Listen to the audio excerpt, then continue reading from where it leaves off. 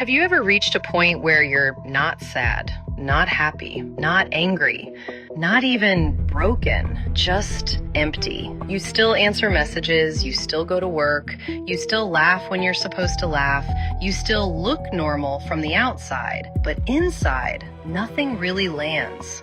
The music that used to move you feels distant. The people you love feel far away. Even your own life starts to feel like something you're watching, not something you're living. And the scary part is, you may not even know when it happened. Maybe you didn't become cold. Maybe you didn't stop caring. Maybe your system simply learned that feeling everything was no longer safe. Because emotional numbness is not always weakness. Sometimes it is the nervous system's last way of protecting you. This is HumanCode, and today we decode why you feel nothing anymore.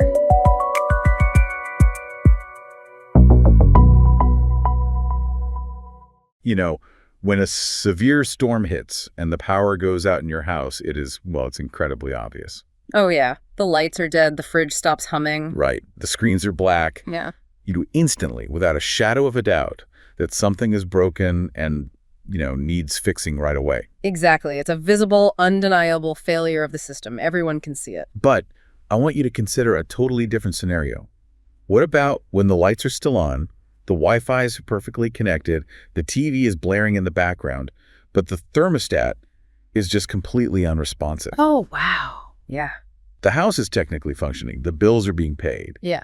But it is freezing inside. See, that is a much harder problem to diagnose because on paper, to anyone looking from the outside, the house looks perfectly fine. You could even invite people over. Right, and they wouldn't notice a thing until they realized they were shivering. And that invisible malfunction is exactly where we're heading today. We are looking at a deeply pervasive, yet honestly, rarely discussed modern phenomenon, which is the feeling of simply feeling, nothing. It's incredibly common right now. It really is. Our mission today is to explore this advanced research dossier titled, Why You Feel Nothing Anymore. We're going to unpack the hard science of emotional numbness, understand exactly why your mind-body system mutes its own signals, and most importantly, discover the evidence-based ways to safely turn that volume back up. Because there are actual ways to do it. Exactly. So, okay, let's unpack this, because I think a lot of people assume feeling nothing is just a poetic or slightly dramatic way of saying you have depression. Yeah, that assumption is everywhere. And honestly, it's where so many people get misdiagnosed or just completely misunderstood. The guiding principle of our source material today, the concept you really need to keep in mind as you listen, is this. You may not feel nothing because you are empty. You may feel nothing because your system has learned that feeling everything is simply too expensive. Wait, too expensive. I love that framing. It implies a budget, like a biological ledger where the body is doing math in the background. It is doing math, constantly. But let's dismantle this idea that numbness equals sadness, because we really need to pull those two concepts apart. We absolutely do. The most scientifically accurate way to view emotional numbness is as a transdiagnostic experience. Meaning it crosses over different diagnoses. Right. That's clinical language, meaning it doesn't just belong to one single disorder. It's a symptom that appears across a massive spectrum of human experiences. Like what? We see it in PTSD, we see it in prolonged stress, burnout, grief, and yes, major depression too. Okay. But if we look at how the National Institute of Mental Health defines major depression, they are looking for a depressed mood or a loss of interest lasting at least 2 weeks, right? Which usually involves profound sadness, guilt, or hopelessness. Exactly. But the people experiencing what we're talking about today, they aren't necessarily crying. Right. They aren't actively overwhelmed by guilt. They use entirely different language for it. Yeah, they say things like, I'm functioning, but I'm not alive inside. Or, I know I should care about this, but I just don't feel it. Or quite simply, I just feel blank. So to understand what's mechanically happening to make someone feel blank, we have to break down the taxonomy of numbness. Because it isn't a monolith, right? No, not at all. It shows up in a few distinct ways. First, there's anhedonia. This is a reduced capacity for pleasure, motivation, or reward. It's the sensation that nothing feels good anymore. Got it. Then you have emotional blunting, which is much broader. In blunting, the intensity of both positive and negative emotions is turned down. Everything is just muted. Yeah, exactly. So blunting sounds like turning down the global master volume knob on a stereo whereas anhedonia is specifically turning down the reward and joy channels while maybe leaving the stress channels intact. That's a really good way to picture it, yeah. Moving further along the spectrum, we find dissociation. And this includes experiences like depersonalization and derealization. Those sound intense. They are. It's a profound detachment from the self, the body, or the world. How does that actually feel in the physical body? People often describe it as feeling like they are watching their own life play out from the ceiling, or that the world around them feels artificial. Like a movie set. Right, like a movie set. They are physically present, but psychologically unplugged. Wow. And finally, there is alexithymia, which is a fascinating interoceptive disconnect.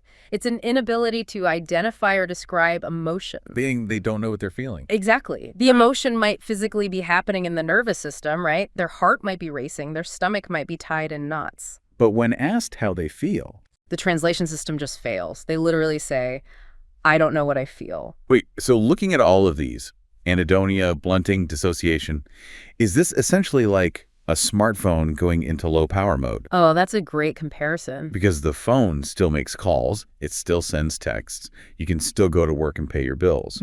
But the operating system ruthlessly shuts down all the background apps and the screen brightness, in this case, our emotional resonance, just to keep the battery from dying completely. What's fascinating here is that your smartphone analogy maps perfectly onto what researchers call the master model of emotional access reduction. The master model. Yeah. Numbness is not the opposite of emotion. It is a protective distance from emotion. That is such an important distinction. It really is. It happens when the nervous system evaluates its environment and shifts from a state of mobilization where it's actively trying to solve problems or fight off threats into a state of deep conservation. So if the system is conserving energy by shutting down emotional access, what triggers that extreme low power mode in the first place? Like what flips the switch? Well, one of the most powerful and well-documented triggers is severe stress and trauma. And exploring this brings us to a concept clinicians refer to as the trauma paradox. Right, the idea that trauma doesn't just make a person jumpy, anxious, and terrified of everything. Exactly. Culturally, we typically associate trauma and PTSD with hyperreactivity. Being easily startled, constantly overthinking, always scanning the room for danger. Right. But a core symptom of PTSD is actually the opposite. It's a persistent inability to experience positive emotions and a profound, chilling detachment from other people. Because the brain evaluates a threat that is too massive to process. Yes, and it overmodulates effect. Meaning it just clamps down on the emotion. It inhibits emotional processing so strongly just to survive the psychological threat in that specific moment that the person gets stuck in that overmodulated state. Feeling completely distant long after the threat is gone. Here's where it gets really interesting. The sources point to a 2025 study in the journal Nature that looks specifically at severe stress and anhedonia. Yes, this study was groundbreaking. They examined the neural dynamics in the brain, specifically focusing on the VCA1 to BLA circuitry and how that shapes our reward-seeking behavior after massive stress. We should probably translate that circuitry into plain English for everyone listening. Please do. What does VCA1 to BLA actually mean for someone listening at home? Okay, think of the VCA1 area of the brain as your context and memory hub. It recognizes where you are, what's happening, and what happened here before. Okay, got it. The BLA, the basolateral amygdala, is your emotional processor. It decides how you should feel about that context. So they talk to each other? Yes. In a healthy, regulated brain, these two areas talk constantly. They form a bridge. But the Nature study showed that after severe stress, the communication across that bridge effectively collapses. The crucial insight here is that anhedonia isn't just about losing the ability to feel pleasure. It is a profound loss of emotional prediction. Prediction. So the brain literally stops expecting life to give anything back. It stops anticipating a reward. It does. When that circuitry degrades, the brain no longer predicts that taking an action will lead to a positive feeling. And that completely explains the mechanics of how someone can go through the motions of a normal day. Exactly. I mean, they can eat a meal, they can sit in a meeting, they can even smile at a party, but internally they feel completely blank. Because they aren't predicting any emotional return on investment for those actions anymore. That makes so much sense. But surely not everyone who feels empty has a massive unresolved trauma, right? I mean, what about everyday modern life? I know plenty of people who haven't been through a catastrophic clinical trauma, but they still feel entirely muted on a daily basis. That's a great point. Everyday modern life is highly effective at generating what we call allostatic overload. Allostatic overload. Yeah. This is the wear and tear on the body that accumulates as an individual is exposed to repeated or chronic stress. So it's not one massive car crash, it's 1,000 tiny traffic jams. Perfect analogy. Let's look at burnout as a prime example here. The World Health Organization doesn't just classify burnout as being tired from working too much. Right. They formally define it as an occupational phenomenon caused by chronic, unmanaged workplace stress. Characterized by exhaustion, extreme cynicism, and a severe reduction in professional efficacy. But the reality of burnout numbness doesn't always look like a dramatic breakdown where someone is, I don't know, weeping under their desk or throwing their computer out a window. It's way more insidious than that. Much more. Clinically, it looks like replying to emails 3 days late, losing all empathy for your clients or your coworkers, and feeling a bone-deep exhaustion even after you've supposedly spent the whole weekend resting. It's not always a collapse. No, often it is the exact opposite of a collapse. Sometimes burnout is simply becoming incredibly functional at being emotionally dead. Functional to being emotionally dead. Wow. You perform competence without any underlying aliveness. And if we want to talk about the mechanisms driving this everyday numbness, we have to talk about sleep deprivation. Oh, yes. Sleep is quite literally our emotional infrastructure. The sources mention that sleep loss directly weakens the connectivity between the prefrontal cortex and the amygdala. Let's break that down. Okay, so your prefrontal cortex is the logical, regulating, executive part of your brain. It acts like the brakes. And your amygdala? Your amygdala is the raw, emotional, reactive center. It's the gas pedal. Deep sleep physically maintains the neural pathways between the two. So when you are chronically sleep deprived. That connection is severed.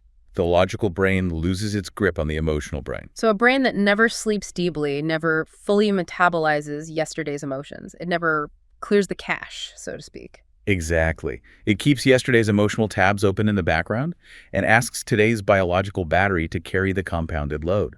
And over thousands of nights of poor recovery, the system just can't handle the ongoing reactivity, so it flattens out to cope. It has to, yeah. And what's wild is that we actively train ourselves to assist in this flattening process. The societal pressure to suppress our feelings is immense. We're constantly told to be unbothered, to stay strong, or to be professional. Absolutely. But a 2023 meta-analysis we're looking at shows that emotional suppression carries a massive physiological stress cost. If we connect this to the bigger picture, your nervous system doesn't ever ask, how do I make you happy? It asks, how do I keep you alive at the absolute least biological cost? Right. Happiness isn't the priority. Survival is. At first, suppressing your feelings, like maybe swallowing your anger at a toxic boss or hiding your sadness in a failing relationship, that's a conscious, active survival strategy. It takes effort. But over time, that I'm fine survival language becomes a personality costume. The body adapts. And eventually, the internal translation system that turns physiological body signals into recognized emotional feelings goes completely offline. You just stop receiving the signal altogether. So we've mapped how our lifestyle and our habits cause us to ignore our feelings. But we also actively anesthetize them, don't we? We do. Because the modern world gives us incredibly efficient tools to numb ourselves. The Global Wellness Summit noted a massive trend for 2026 in neuro-wellness and nervous system regulation. But the science on digital overload is super specific here. Yeah, digital life creates a bizarre contradiction for the human brain. We are subjected to constant, relentless stimulation, but we have incredibly low emotional integration. Think about the actual physical reality of scrolling through a feed. Our nervous systems were simply not designed by evolution to process a close friend's heartbreak, horrific war headline from across the globe, a funny meme, a stressful work message, and a targeted dopamine hit, all in the exact same 60-second window. It's too much. The brain fragments. We cannot metabolize the context of any of those things fast enough, so scrolling just becomes passive anesthesia. It's a way to overload the system until it defaults to nothingness. And, beyond these behavioral anesthetics, we also have to carefully discuss chemical ones. Specifically, antidepressants. Now, before we dive into the data on this, I want to emphasize something crucial to you, the listener. We maintain a strictly impartial stance here on the deep dive. We aren't here to say medications are bad or screens are evil. Definitely not. We aren't taking sides on modern psychiatry. We are just looking at the source material to map out exactly what is happening in the body and brain impartially. And that nuance is essential because antidepressants are highly effective and literally life-saving for millions of people. Absolutely. However, we have to look at the side effect profiles. A 2017 Oxford-linked study found patient-reported emotional blunting in 46% of treated depressed patients. That's almost half. Furthermore, a 2023 Cambridge study showed that the drug escitalopram actually reduced reinforcement learning sensitivity in healthy volunteers. Stop there for a second. What does reduced reinforcement learning sensitivity actually feel like in daily life? Okay, imagine you get a major promotion at work. You've worked for it for years. In a highly sensitive system, your brain registers that achievement, spikes your dopamine, and you feel a rush of joy and pride. Right. That's reinforcement learning.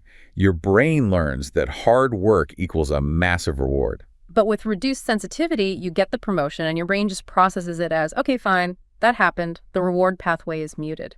So the peak of the mountain feels exactly the same to the Sally. Exactly. So the safest, most scientifically grounded conclusion is that for some people, emotional numbness is the illness itself. It is the depression. Right. But for others, the numbness might be partly a medication effect. And for many, it's a complex, overlapping mix of both. But, and this is a massive, bolded disclaimer in the medical literature, NHS guidance strictly warns that a patient should never, ever stop antidepressants suddenly. Right. It requires precision, careful tapering, and professional medical review, not panic. So we have mapped the labyrinth. We have. We know how the system mutes itself through trauma, through burnout, sleep loss, digital overload, and sometimes medication. Yeah. If my phone is partly causing this, and my stress is causing this, how do I actually reverse the damage without just, I don't know, throwing my phone in a river and moving to the woods? Tempting, but not necessary. What is the evidence-based roadmap back to feeling? The first non-negotiable principle of recovery is this: do not force emotion. Really? Yes. If your numbness is a protective shield, a low-power mode designed to keep you safe, attacking it directly will backfire. Your nervous system will just clamp down harder. Oh, because it still thinks it's under threat. Right. The goal is to rebuild the conditions that make emotion feel safe and tolerable again. And one of the most powerful clinical tools for this, especially for depression and anhedonia, is behavioral activation, which I find fascinating because it completely flips the standard script on its head. It really does. You don't wait until you feel motivated to do something. The action actually comes before the motivation. Yes. But hold on, let me push back on this. If someone is already so exhausted from allostatic overload that they feel completely blank, telling them to just go do things sounds like a recipe for making them feel infinitely worse. How is behavioral activation not just toxic productivity in disguise? It absolutely sounds like toxic productivity if you measure it wrong. What do you mean? The trick here is what you were tracking. You do not go for a walk and track, did this walk make me happy? Because the answer will be no, and you'll feel like a failure. Okay. Instead, you track friction. You ask yourself, did I feel 1% less heavy? Did time move slightly differently for those 10 minutes? Did I avoid disappearing into my bed for one more day? You are trying to reactivate the reward circus with micro-evidence of survival before full pleasure ever returns. Exactly. You are just looking for the tiniest spark of static in the wires. And getting the physical body involved is critical here. Right. A 2024 BMJ systematic review confirmed that exercise, specifically walking, yoga, and strength training, And the reason it works is that it completely bypasses cognitive rumination. You can't think your way out of a feeling problem. Moving your body restores actual physical sensation. plus coupling that movement with CBTI, which is cognitive behavioral therapy for insomnia, repairs the biological foundation. Because again, CBTI helps restructure the brain's association with sleep and the bed. You cannot rebuild a vibrant emotional life on a nervous system that never gets to safely recover and reconnect the prefrontal cortex to the amygdala. Now, if the numbness leans more toward the dissociative side, where you feel unreal or detached from your physical form, grounding techniques are vital. Yes, grounding is essential. What is the mechanism behind grounding? It's about shocking the sensory system back to the present moment to prove you are safe. Giving it physical input. Exactly. This means giving the brain undeniable physical input. Holding freezing cold water, naming colors in the room out loud, physically pressing your feet into the floorboards. Or using slow, extended exhales to manually lower your heart rate. Right. We also need to talk about positive affect treatment because recovery isn't just about reducing your high pain or your severe anxiety. It's about targeting the low aliveness. It's about actively practicing savoring, seeking out novelty, or just finding a small moment of humor. Yes. But as we look at all these tools, we also need to be careful about what not to overclaim. Right, because the internet loves a quick viral fix. It does. But a 48-hour dopamine detox or forcing yourself to take a freezing cold shower every morning is not a cure-all for clinical emotional numbness. I mean, cold exposure might give you a temporary jolt of physiological arousal. Your heart will definitely beat faster, but it is not a primary comprehensive treatment for severe burnout or PTSD. No, it's not. It's also crucial to realize that feeling numb doesn't mean you are uniquely broken or unfixable, but it also doesn't mean you've achieved some enlightened Zen state of ultimate peace. Right. Peace feels open, numbness feels sealed. So what does this all mean? If someone is listening to this and recognizing themselves in that sealed feeling, what is the actual structural hierarchy of getting better? The research-backed hierarchy moves in distinct stages, and you really can't skip steps. Okay, what's level 1? Level 1 is safety, stabilizing any immediate crisis and reducing severe external threats. Makes sense.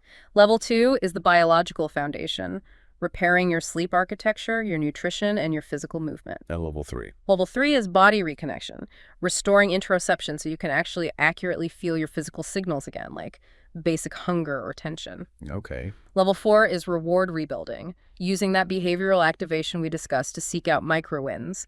And finally, once the system is online, you move into relational repair and meaning reconstruction. And that relational piece at the end is massive. I mean, the World Health Organization reported that loneliness is linked to an estimated 871,000 deaths annually. We regulate our emotions through safe connections with other human nervous systems. We are social mammals. Numbness thrives in deep isolation. It really does. To fully heal, the nervous system eventually requires safe relational feedback. It needs to know that it is safe to express a feeling and have it received by someone else. So to bring this all together, emotional numbness is a quiet, often completely invisible form of suffering. It is. It is a highly functional state of being emotionally offline. It's not an emptiness, it is a shield. It's driven by a nervous system that is simply trying to protect itself from threat, from burnout, from exhaustion, or from relentless digital overload. This raises an important question for you listening right now. What stands out to you from all of this? If you have been feeling blank, muted, or like you are living your life on a permanent low power mode, what might your nervous system be trying to protect you from? Think about your daily interactions. In a modern world where we have absolutely never been more visible, constantly posting, texting, and performing our identities through our glowing screens, how much of that visibility is actually making you feel emotionally known? Maybe the first step back to feeling isn't a massive life overhaul. Maybe it isn't fixing the whole house all at once. Maybe it's just allowing yourself to be truly seen offline, but just one safe person, so the thermostat can finally realize the storm has passed.